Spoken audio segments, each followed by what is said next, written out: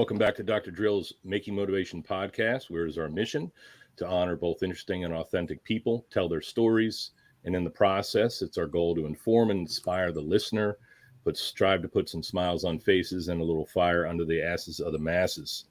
My friends, we got some true motivation this afternoon where I've got my friend, a genuine forensic scientist. I would like to welcome Mandi Mohr. How you doing, Mandy? Thanks for coming on the podcast. Well, thanks for having me. Oh, it's an honor.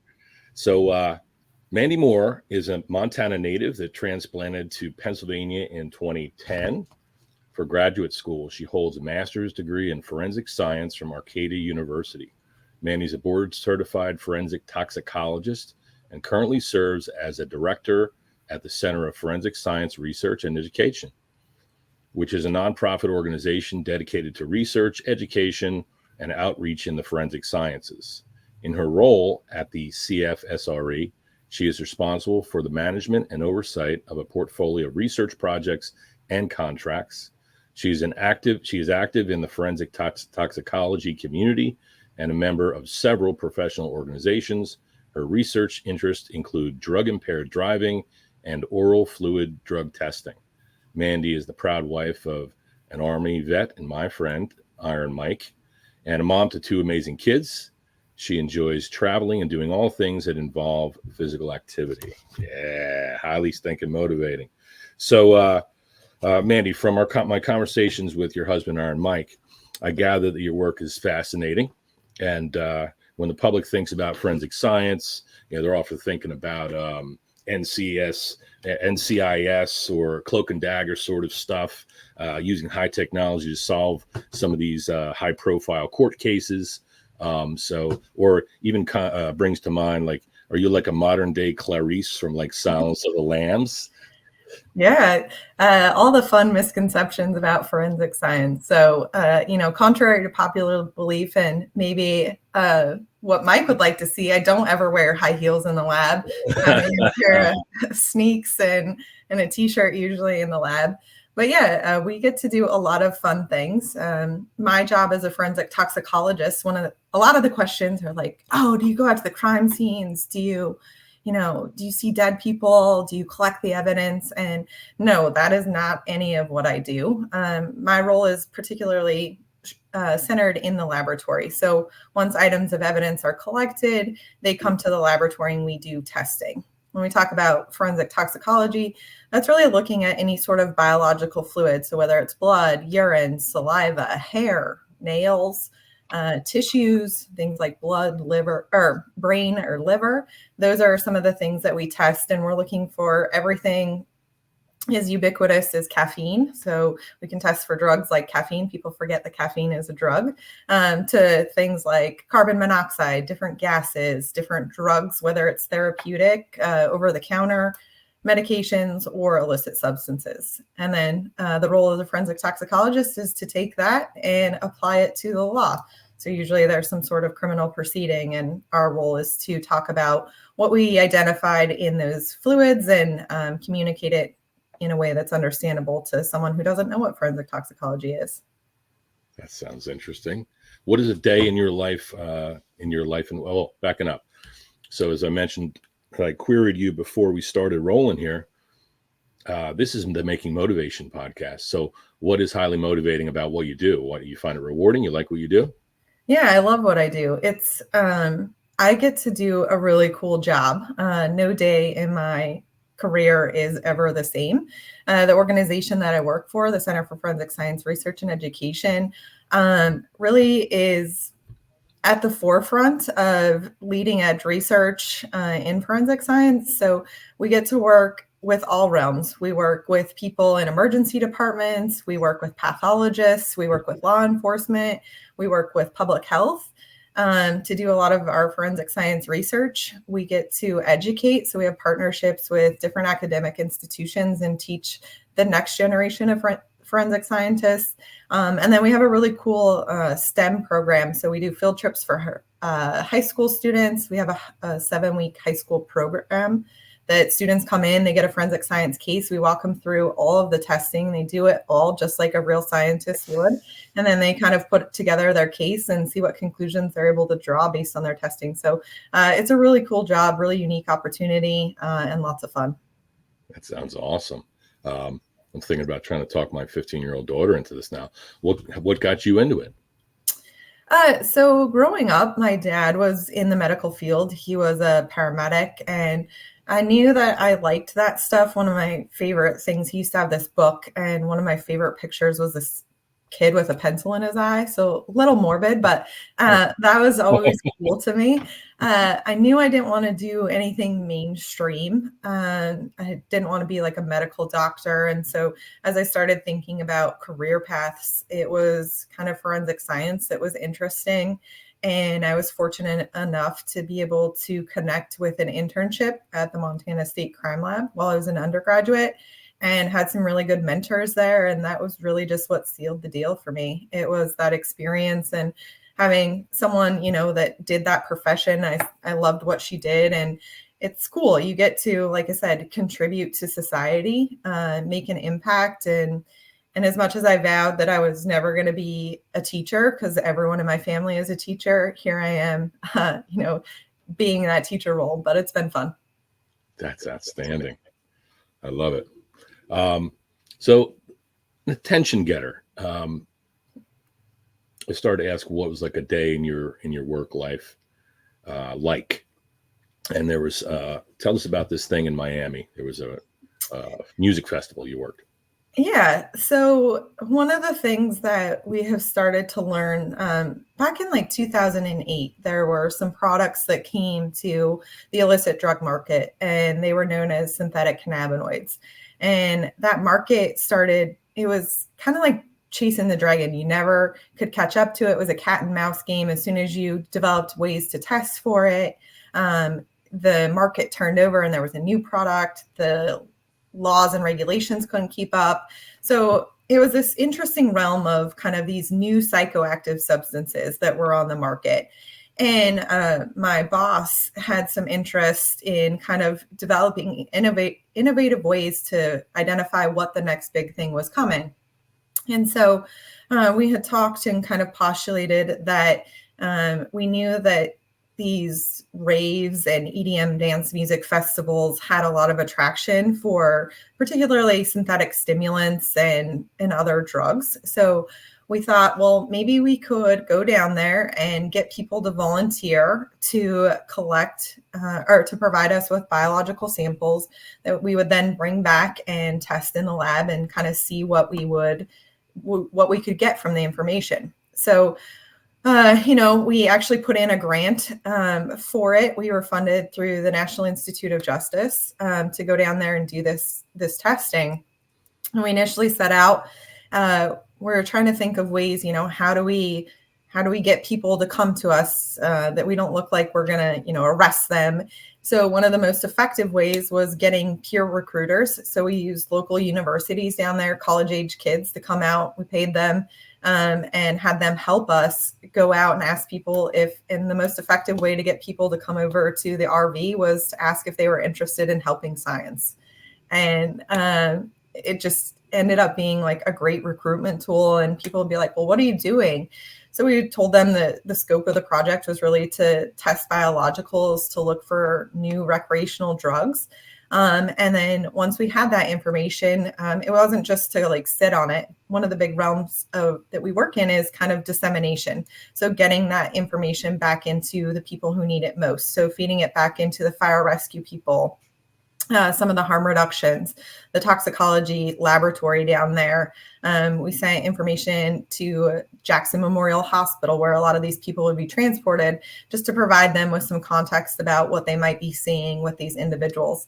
So we had really great success in the first year. I want to say we ended up with like 60 blood samples, like 100 and some urine samples, and like 300 oral fluid samples. And so we got back to the lab and we started to see these different drugs that were emerging. Things like, it was one that was called Flocka at the time. It's known as alpha PVP. That was one of the early ones we detected. And we just started to kind of monitor that population. We started looking at things like, what did positivity look like from Friday to Saturday to Sunday? Were there different trends that we saw? We went back a second year. What could we deduce from this information? And we also asked people a lot of information. So have you taken any recreational drugs or medications? What did you take? What did you feel? How much did you take? So that we could kind of start to put together the pieces of the puzzle.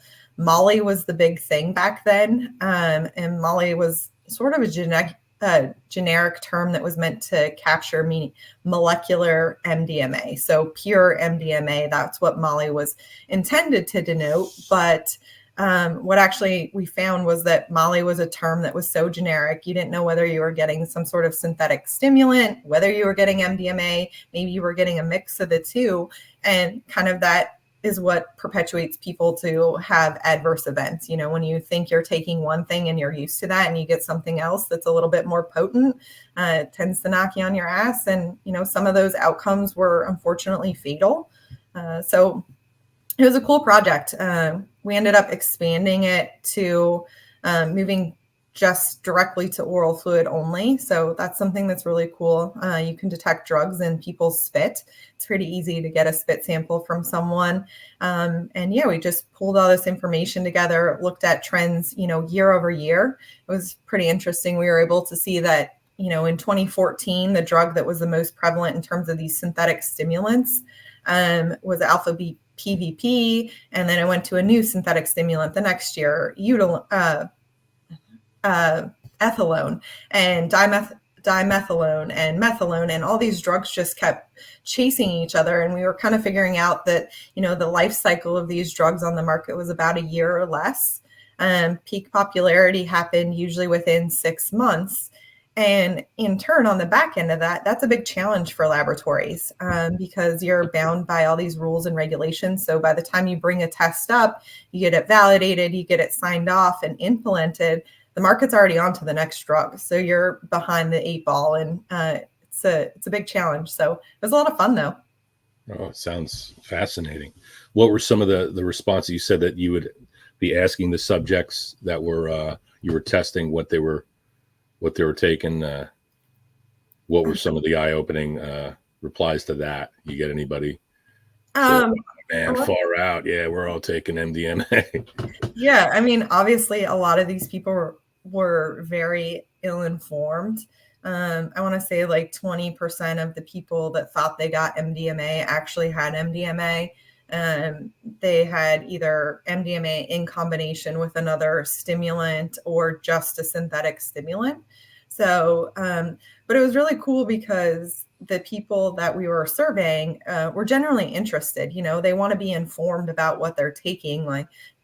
People who use drugs, their general intent is to get high and have a good time, but they really don't want anyone to die. They don't want their friends to die. So they want to make informed decisions about what they're consuming and different things of that nature. So we gave information cards about, here are the drugs that we saw and expect to see in the market. Here are some effects that you can expect to see in signs and symptoms of an overdose. And if you see one of your friends, starting to have some of these, go seek medical attention as soon as you can. Wow. So it's pretty cool. Really, really cool. And then there was a mention of the needle exchange program. So as I mentioned, we work a lot with public health. So there's a lot of harm reduction agencies that we are working together with to, again, get better information on what the street drug market looks like. So we have some collaborations in the city of Philadelphia. We have collaborations up in New York. And there's different forms of that program. So a lot of the material come from these harm reduction agencies where they're checking drugs before people consume them to, again, let them make an informed decision about what it is they're consuming.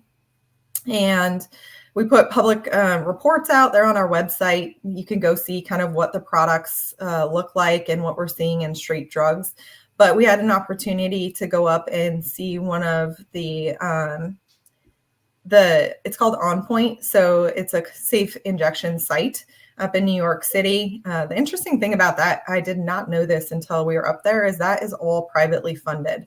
They don't get 1 ounce of government funding or any federal funding to open that site.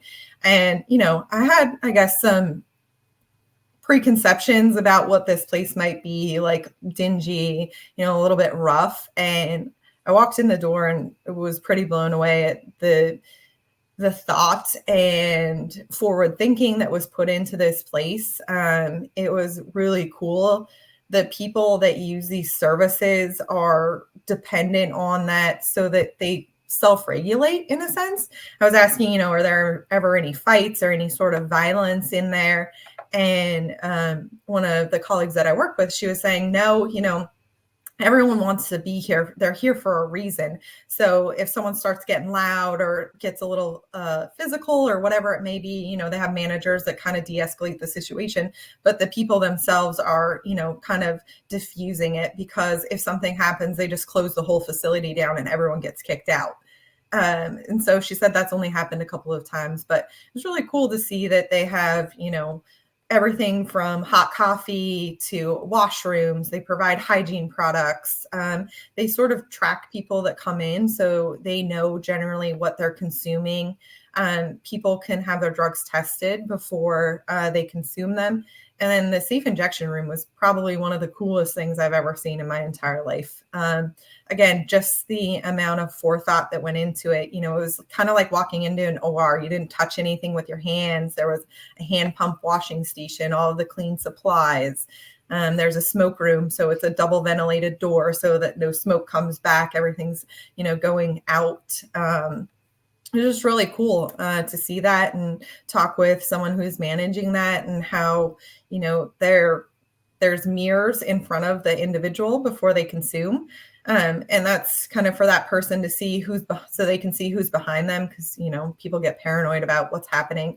But it also gives the staff kind of in the center, they can watch in the mirror and, start to see if someone's eyes are starting to go in the back of their head and they're like that. They can, give them oxygen and reverse that respiratory depression. Very infrequently, he said, do they ever have to use Narcan, because they're just there and can get them oxygen and bring them back out. He said a lot of times, because of the way they're reversing these overdoses, the people don't even actually know. Whereas, on the street, when you're hitting with someone with Narcan, more and more Narcan is being used these days. And it is a great reversal agent. But what people don't realize is that when you're hitting people with these huge doses of Narcan, it really precipitates withdrawal. And that's a really, really unpleasant experience for individuals who, are addicted. So it's really interesting. Really interesting.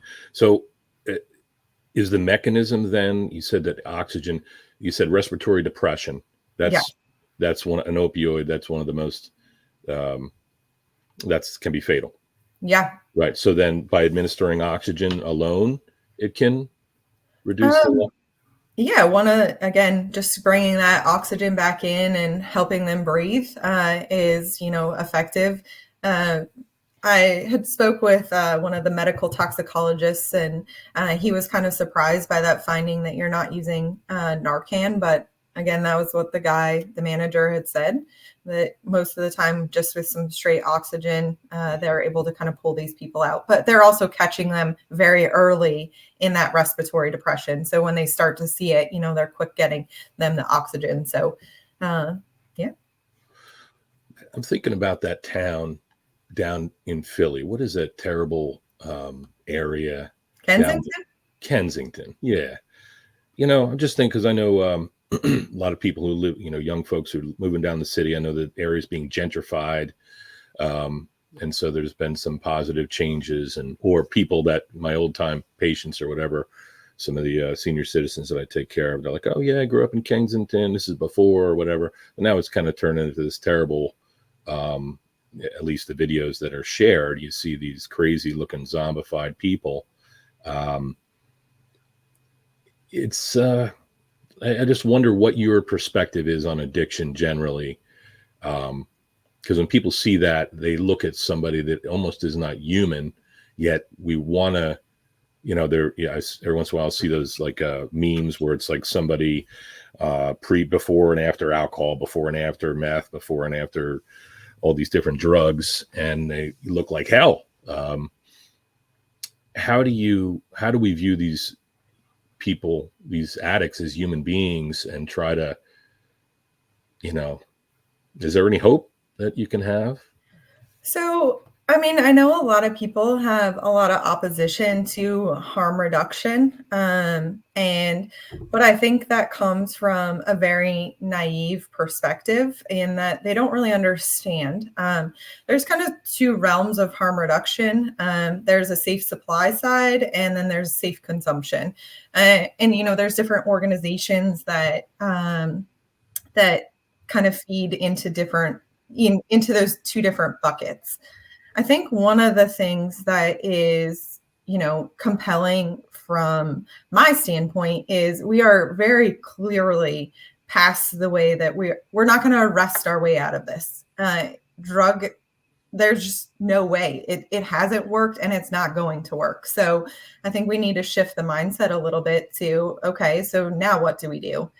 And like I said, a lot of these harm reduction agencies, On Point up in New York, yes, people can consume drugs safely there. But again, they're telling people, they're helping them make informed decisions. They have, sleep rooms where people can go in and just sleep and get rest without being disturbed or, worrying about being robbed or assaulted or any of those things. They do, some holistic healing with like Reiki. They have light and sound therapy rooms. And there is a form of treatment for these individuals. But I think that is one of the biggest, I guess, roadblocks I think that we have in this country is our access to treat these individuals. One of our family members was unfortunate to, be an addict, and they invested so much money and time and effort trying to create, an environment that he could succeed. But that came at a huge price, a huge cost. And I think that is one thing that is overlooked, is how much money, parents and people have to spend to go to these different treatment programs. And, I was talking to some of the medical toxicologists, one gentleman that I work with in particular. And, he was saying that a lot of these people that are addicted to, in particular, fentanyl, they come in and they have such high tolerance. Their baseline is way, way up here. And the way that you treat them is you generally give them benzodiazepines, and that's it. And, you hope for the best. And these people go through horrible withdrawal, body cramping, diarrhea, throwing up, like feverish, just terrible sickness, because you're taking them from way up here and dropping them down here. Where he was working in a hospital setting, working with some of these people that were coming in. And instead of taking them off of fentanyl and just, cutting them kind of cold turkey, he was treating them with oxycodone in a prescribed manner, controlled setting. So instead, you kind of drop their baseline down stepwise, and then you wean them off, and was having really great success in doing that. The withdrawal was less, severe. People were receptive to that, and then migrating into treatment programs. And the hospital administration came and said that he was overprescribing oxycodone, and he had to stop. And so I was like, how do we effectively shift the mindset of the people making these decisions? And I think that's one of the biggest challenges in getting out of this crisis that we're in, is really trying to, all of the people who make the decisions and pull all the strings are the people that are the least informed. And they are generally the least receptive to listening, because, they have a particular ideology or political line or whatever it is. But I think, if we just maybe we're a little more open-minded and had some more frank conversations, maybe if some of these individuals, that are so opposed to it were went to some of these sites, you could actually see some of the outcomes. And New York actually has some really interesting studies that have come out around that On Point Center related to some successes. And they looked at everything about, did crime go up once they opened these safe injection sites, all of these different factors that people think are going to happen. And none of it really has played out in actuality. There was no more 911 calls into the area. It actually dropped and different things like that. So again, trying to get a better picture and getting this information, like the people within these different groups that are working understand and have great ideas, but getting people kind of higher up to come down and listen is, I think, one of the challenges. And until we can do that, I think we'll continue to see the opioid crisis go on. That's crazy, man. Really is crazy. And it's frustrating because that's like a microcosm of a greater macrocosm. It's like everything is, you hear that about a lot of things. Like if only the people that were making the decisions were privy to this information, were able to receive it and facilitate change, then everything would sort itself out. I'm thinking about, a variety of things. There was something that another podcast that I was watching, that they were talking about this psychedelic called ibogaine. You ever hear of that? Yeah, I have. All right. So this is what the context. It's not legal in the United States, but places like, other places in the world, you can go to these clinics, and the guy had terrible addiction. I think it was alcohol, let's say, went down there and did this. And it was like a hard reset. Does that sound plausible? Yeah. It's very interesting. I mean, I think it's definitely worth a shot. We've had a speaker that came to one of the professional meetings that I was at, and I forget what university. It was at some university in California. And he was talking about, treating individuals by microdosing with something like MDMA, ketamine. And they had really great success, particularly with things like PTSD. And, there were these really low levels of drug where you're not getting that kind of that stimulant. It's not the psychosis that you expect with some of these drugs. So it was really interesting and really quite compelling. And I think there's more of that that's going on. There's more research that's going into microdosing and these different treatment plans and programs with other drugs. Yeah. It's like simultaneously there are applications for these drugs that, like, as a chiropractor 10 years ago, they were still handing out people Percocets.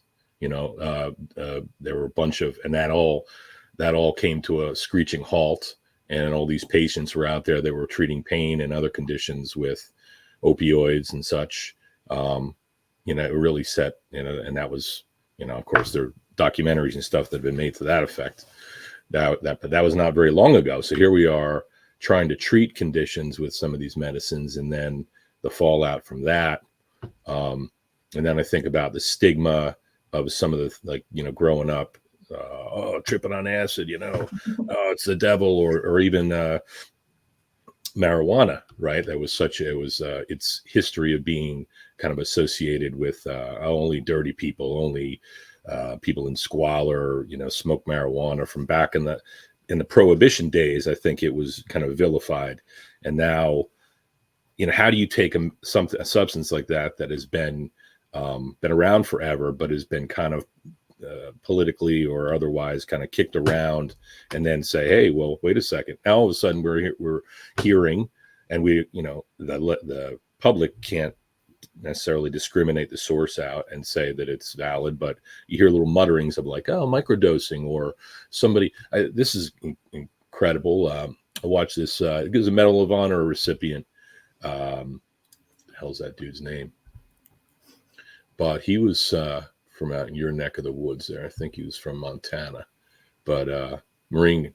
So he had PTSD big time, and so they administered a ketamine in the vicinity of his it's called the stellate ganglion. So like the sympathetic nervous system, it's like the most superior aspect of the sympathetic nervous system, which is like deep in the neck by the carotid artery and such. And so they administered this shot of ketamine, and he said he felt like it completely negated the symptoms that he was experiencing from PTSD. It like was like it's hard, like a reset, like you'd reset your phone or an electronic device.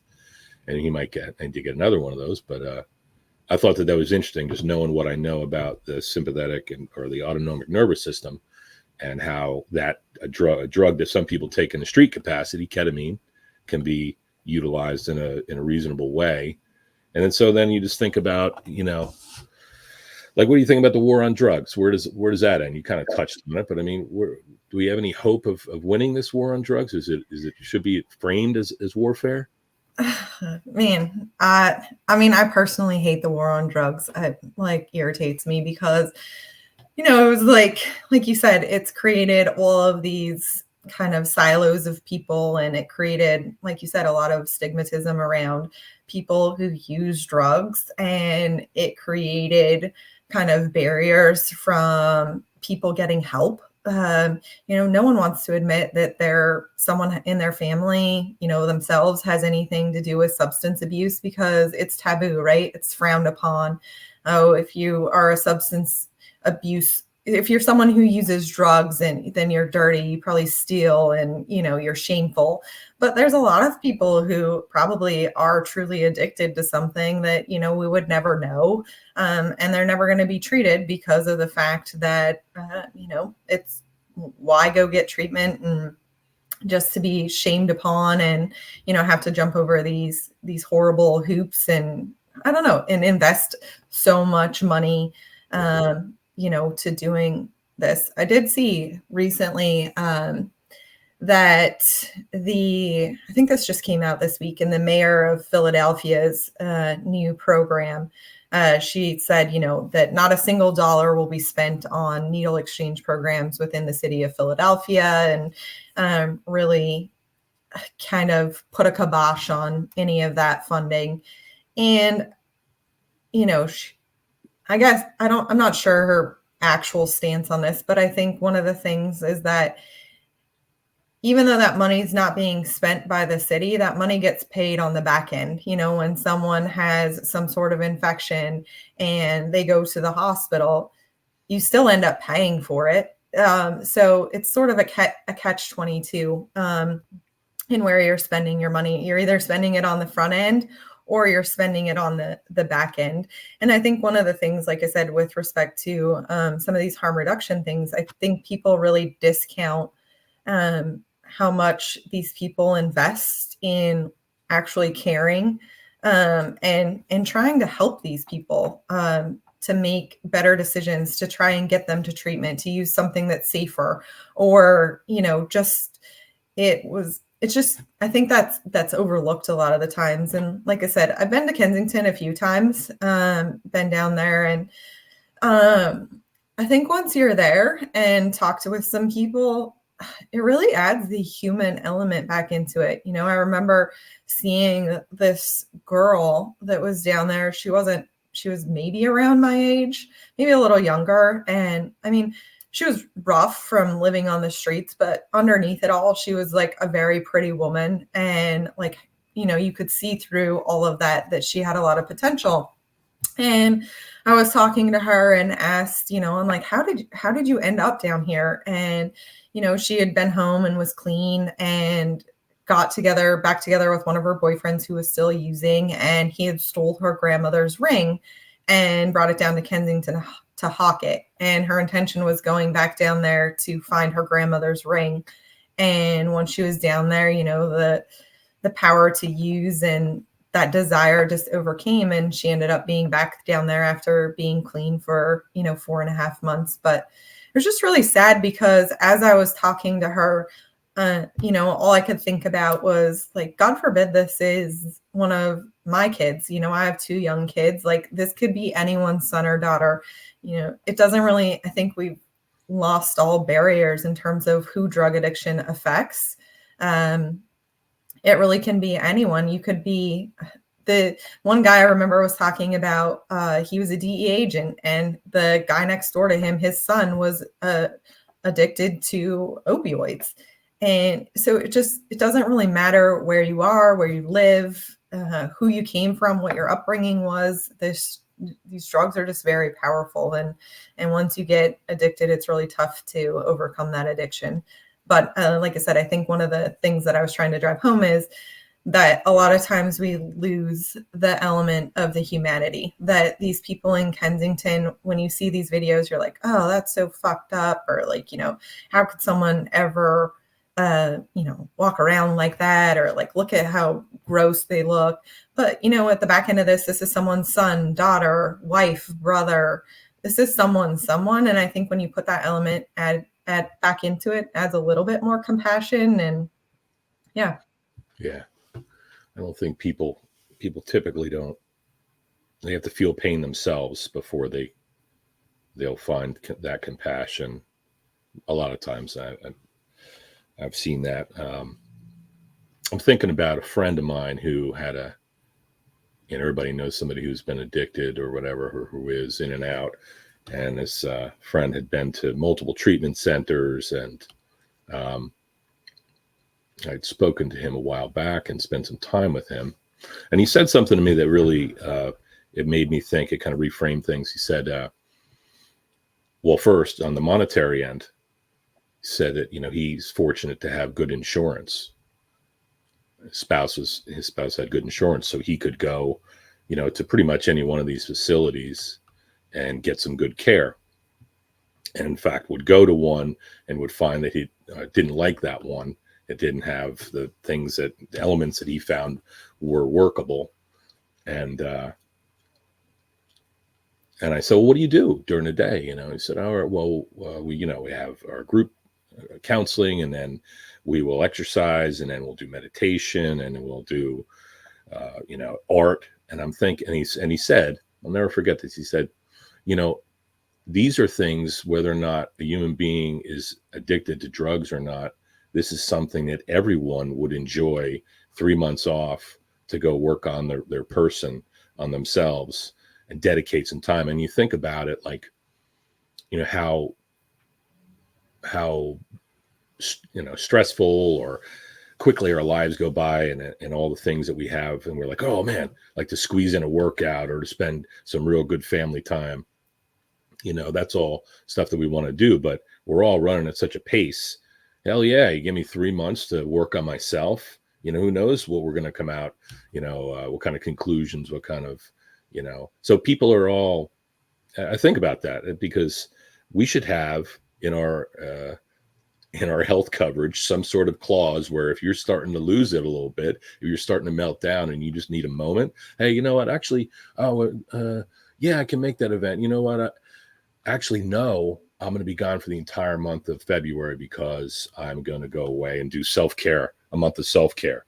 Who the hell could blame you? I mean, So here's this guy, he was on these terrible drugs, and I think part of the problem, people would say, oh, well, it's not Stand by a Needle program or something like needle exchange program, is like, there obviously are some terrible associations with drug addiction, like, in uninhibited behavior, theft, all kinds of shit like that. Sure. And so especially sometimes if somebody's had an addict in their family and they saw the wreckage and all the chances that they give them, well, then it's kind of like the joke's on you sort of thing, so the reluctance to give another chance.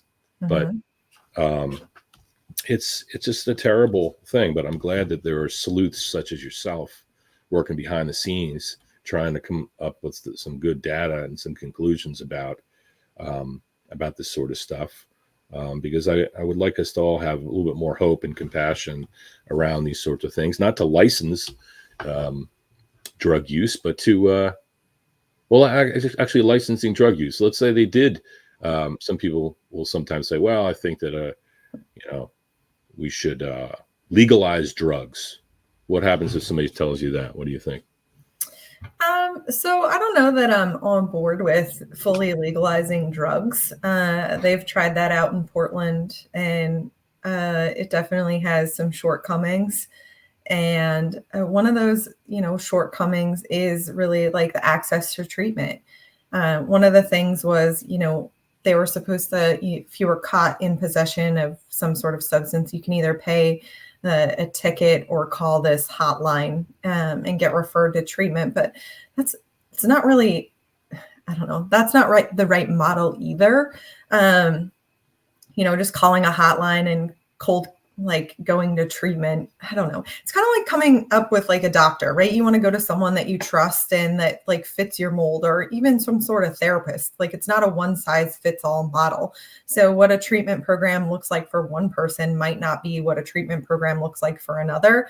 And I think that's one of the challenges, is that we've kind of created this model that we expect everyone who has substance abuse issues to fall into to get help. And I think, again, there's some limitations to that. And, I would really like to see like kind of taking, 2 steps back and maybe coming at this from different approaches. Can you transition them from fentanyl to a prescribed medication that's maybe more controlled? And there's some of that with some of the opioid treatment programs like methadone or Suboxone. But, trying to kind of navigate this in a different way instead of just, cold turkey kind of pulling out the carpet from underneath someone and forcing them into this, I don't know, weird model where you have group therapy and you talk about your feelings. And I don't know. I just think there's some different approaches. And I think there are people out there that are doing really good work in this area. And I think sometimes their voices go unheard. Definitely. I saw this article is about snail venom.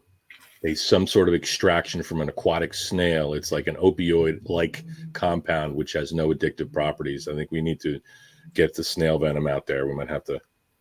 How about, hey, you never know. How about, or like you hear about Neuralink, the integration of humans, and we're already cyborgs carrying around these damn cell phones. So maybe there'll be a chip, or we can update somebody's random access memory and like negate this sort of stuff.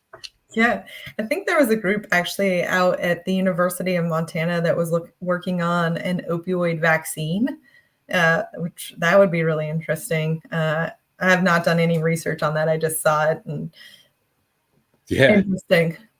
It's very stinking interesting, my friend. This whole conversation is interesting. All right, let's. Yeah, because I'm going to take an hour of your time here. We're got like 8 minutes here. Very good. What do you think about, about the drug issue, but also like you mentioned critical thinking earlier. How can people, as a scientist, how can the public, which let me tell you, I love people and I despise people. I mean, I think that people are the best thing going, and they're absolute fucking idiots sometimes. Yeah. And so, but how can we make people think more critically, embrace the scientific method, and not, because there's a lot of skepticism around everything now, right? This post-COVID, should we take the vaccine? Should we do this? Is climate change real? Is it a bunch of bullshit for money? So how can what is a source besides calling you that we can turn to that can help us understand and use the scientific method as leverage to live a better life? Well, I think one of the things is just always asking the question of what is the source of the information? Who is behind the information that you're getting? Who supports the work that they're doing? That's some of the big information. And I think when it comes to media, irrespective of what they're talking about, I think you question everything. Do your own research, looking into. You can find out all kinds of information by doing like a quick Google search. Again, fact checking. One of the places that generally I know it's taboo and a lot of people frown upon it, but Wikipedia has pretty solid information. And the best part about Wikipedia is the sources at the bottom. So you can go to that original sourced article that they are referencing and look at the information yourself, read things yourself, ask questions. I think a lot of times, like we said, we take these different news stories that we see and run with it and think of it as the source of truth. And, there's two sides to every story, and somewhere in the middle is the actual truth. So just being more critical, I think, there's things that you hear, and if it doesn't make sense, like that doesn't really make sense. Why doesn't it make sense? Like, what are the possible other scenarios? Just being curious, I guess, I think is one of the ways that we can foster a better understanding of information that's out there. So now, Mandy, though, making sense, sense making. Hey, listen, I heard this guy. You got to check this guy out. As an intellectual, have you ever heard of Daniel Schmachtenberger? Say that 3 times fast. This guy is a stinking genius. Daniel Schmachtenberger.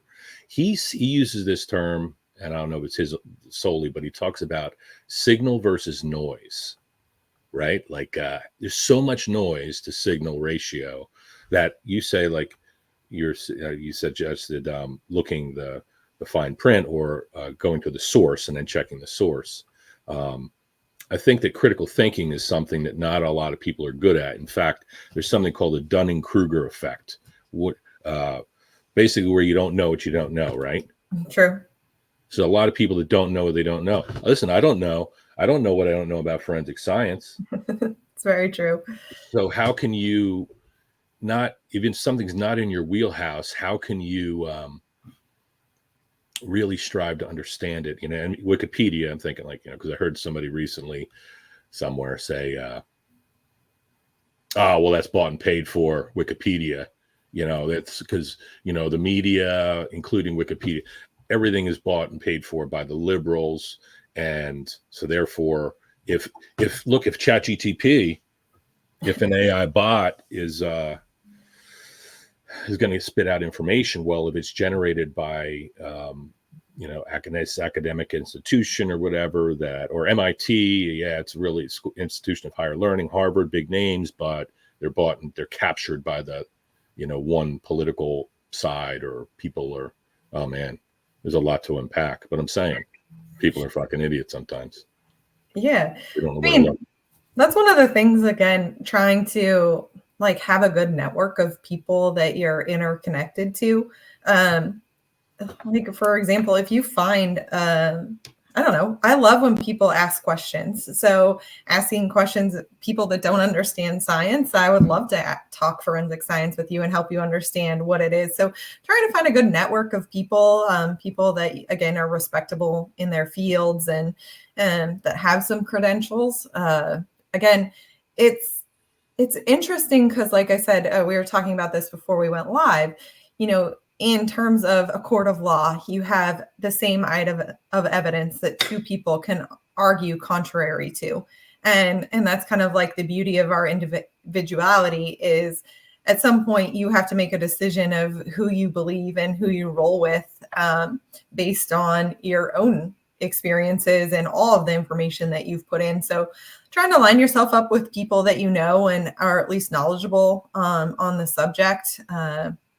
Like I said, getting to that point is a little bit of a challenge, but it's really not. If you're curious about something, you can go find out the information and make the contacts. I don't know, go on LinkedIn and message the person to ask them about their study that they did or whatever information. There's plenty of ways to connect with these individuals to ask your questions, especially in today's day and age where there's so much technology that, like I said, you can make those questions and ask and then form your own opinions.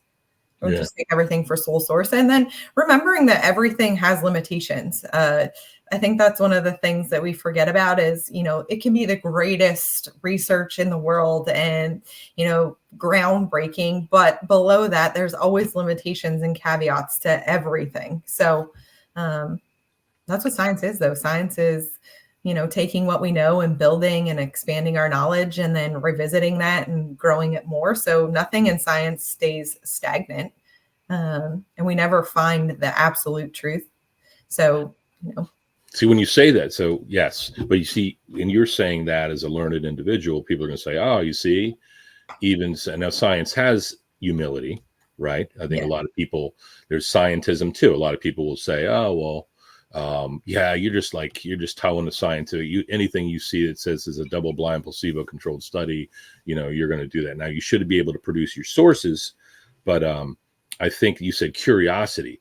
Curiosity is something that should become cool, because I think especially as we get older, right, we feel like, oh, Aaron Sebastian Oberst, and I have had 49 years of life, and this is what I believe. And if I admit that I don't know something about something, well, maybe, it's going to kill my ego or something like that. But and another thing, I think about like all these bells and whistles we have, cell phones and all this crazy exponentially advancing technology. We obviously know how to innovate and build on previous information. And so we can give ourselves at mankind credit, I think, as for our evolution and our advancement. So, to put people on the moon and into space and create all these medicines and doodads and all the things we have around us, it took an understanding about our world. And then, like I was, who it was? You hear Ray Kurzweil? He's a mega nerd. He's a futurist. So he has predicted things about like the integration of human and AI or whatever. So he was on a podcast the other day, and he was saying that other biological organisms, like let's say a crow, they say, oh, look, this crow can use a tool to get a seed out of a jar or something. They said that, or a monkey, the most evolved organism aside from human beings. They can make a tool, but they can't make a tool that's strong, that's powerful enough to make the next tool, to like make the jump to all the shit that we can do as human beings. And so like we are the species. I think we often, just like we have the whole American exceptionalism thing, we have this whole speciesism where we are like the king or queen of the world, and we're going to do what we want to do. But we kind of lack humility in that regard. So it's freaking fascinating. All right, let's shift gears a little bit. Go ahead. I was going to say that was one of the things too. I really enjoy speaking with people who maybe have a different opinion than I do, because I think you can find, you can really be enlightened, being willing to listen to someone else's perspective and challenging your own beliefs. I love talking with people who don't necessarily have, we don't align, or we have different beliefs about some fact of life. I think it's really good to challenge your own perspective, but that's one of the things that I feel like we've lost in the world, is to be able to have respectable conversations and, where you're hearing different things without them becoming, heated, or people becoming physically upset about things. But it's actually kind of fun to listen to other people. And Mike and I don't necessarily have the same beliefs about different things, but we have different life experiences. But I don't know, it's been interesting, and he's informed a lot of the decisions that I make, and some of the values that I hold, I feel like have shifted because of the conversations that we have. Like I said, we have different ideologies in some realms of life, but that's good. You should be willing to be able to shift your perspective. You should always be, trying to take information in and rethinking your belief system. I don't know if you've ever read the book Think Again. No. It's a really good book about kind of doing just that. There's 4 different people in the world, and you have to kind of figure out which one you are: the teacher, the preacher, the prosecutor, or I forget what the 4th one is. But like thinking what the person's source of information is, and then just always challenging your own beliefs it's a good read. Yeah, I'm gonna check that out. Think Again. You ever hear the phrase to steel man? No. All right, let's say that I just learned this relatively recently. So let's say Iron Mike, he's got, some, I don't know. Let's say Iron Mike's got a position. Okay. And We don't agree with it, but this is a common occurrence in our house. so what it is like, you don't agree with Iron Mike, but you're going to steel man his position. So in other words, you're going to say, hey, listen, I think the kids should be wearing helmets out there riding bikes. And I know Iron Mike, I know you're a rough and tumble guy and all that, but this is not 1989 anymore. So we're going to put precious cargo. I would like the kids to wear helmets. I think that your position though is that, they're only riding on, with their training wheels, and you're going to be with them the entire time. And I appreciate that. But this is my point of view. It's steel manning is like, let's say it's Israel, Palestine. Actually, this was, I heard this, it was a hostage negotiator. Now he wrote a bunch of books. He's got some cool stuff. The FBI hostage negotiator. So what he did is, they said they did a study, and there were Israel people from both sides of the argument. They come on this platform like this, let's say, and they're going back and forth at each other, but they set a standard prior to the conversation. They say, listen, you can only respond to Mandy if before you argue something with her, you say, hey, Mandy, I think that this is going to be where you're coming from. And just by acknowledging where you're coming from, there's a better conversation, a more productive conversation, because I have to acknowledge what your point is. Yeah. And it's pretty freaking cool. So I think everybody should be steel manning, things that they don't agree with, just so they can understand them a little bit better. So let's talk about this to close it out. Veteran, so I was in the Marines and I traveled all over the world, but there's a lot of places in the United States that I have not gone to. And so in October, I'm going to Zion National Park. Awesome. Have you ever been? I have not been to Zion. I was going to ask that because you're a Montanan. What's the difference between Montana versus Philly? Oh, gosh. Obviously glaring, but what do you like? What do you like about? Do you miss home? I do. So Montana is a different place. It's fueled by outdoor activities and like nature. So, in the summer, you're skiing, you're snowmobiling, you're tubing outside, all of those things. In the summer, it's hiking and, mountain lakes. At the actual lake, it's not like the shore. Shore is a very different vibe than the lake. So there's difference. But I mean, here it's cool because you're very connected. You can get to all these major cities that have a lot of activities very quickly. There's a lot more, I guess, things that you can make do with. For example, there's museums and this and that, Crayola factory, a water park, amusement parks, all of those things. Whereas Montana, there's not really that. So you're making your own fun, but it's cool. It's different being out here. Like I said, the weather is a little bit more enjoyable out here than it is in Montana. Mike's told me that I got soft since I moved out here, but it gets cold out here. That like water, I think, adds an extra chill in the air. Whereas, in Montana, it's 30 below, 50 below. And the only thing that doesn't happen is you don't go to recess outside. You have to stay inside for recess, but you still go to school. There's no snow days.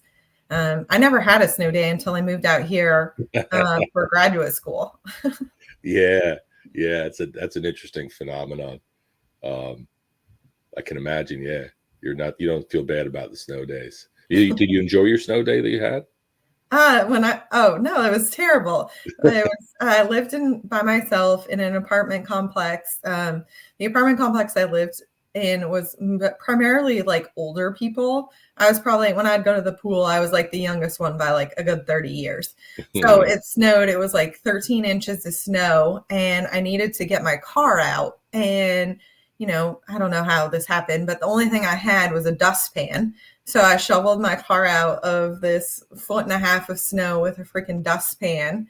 And it took me like hours, and I was calling and I was like annoyed, like just being crabby about it. My dad's like, how are you from Montana and you don't have a shovel at your house? So the next trip that my mom came back, she actually packed, they're like a snowmobile shovel. So they're a short shovel. She put it in her suitcase. So I had trouble moving forward. Outstanding. Hold on, bud. Look, that's Tractor Mac. What's up, brother? Can you say hi? We never met, but I heard a lot about you, buddy. I'll give your mom back. Yeah, that's right. You're good. Okay. Okay. Don't wear it. That's cool. Tractor Mac. Wow. Mike's doing a good job of wrangling the kids. Yeah, he is. He is.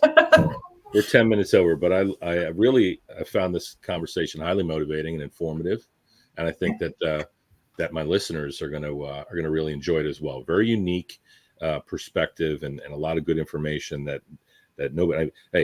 I don't think anybody else knows a forensic scientist, but now we all do, and so we're honored that you're out there doing this work. It's important stuff, and I could see you're passionate about it, and that is contagious. So love and respect. Have a wonderful day. Thanks. Yeah. If anyone ever has questions, either we do a follow-up, you shoot them my way, or we can keep the conversation going. Yeah. And about the that scholarship thing, that sounds like a great opportunity for a young person interested. Oh, yeah. Our high school program is completely free of charge. It's open to students who are 16 years or older. Only requirements are that you've taken basic biology, chemistry, and math. And you can apply, and it's so fun. You get to spend 7 weeks in our awesome facility doing forensic science. Wow, man. And that is the organization you mentioned in the bio? Yeah, it's at the CFSRE.org. If you go to our website, there is a tab for internships, I think it's called, and it's called the Forensic Sciences Mentoring Institute. That's awesome. I'm going to pass it forward. I appreciate your time, Mandy. Yeah. Have a great day. All Thanks so much. Enjoy the rest of your weekend. Take care. All right, you too. See ya. Bye-bye. You did outstanding, my friend. Oh, thanks.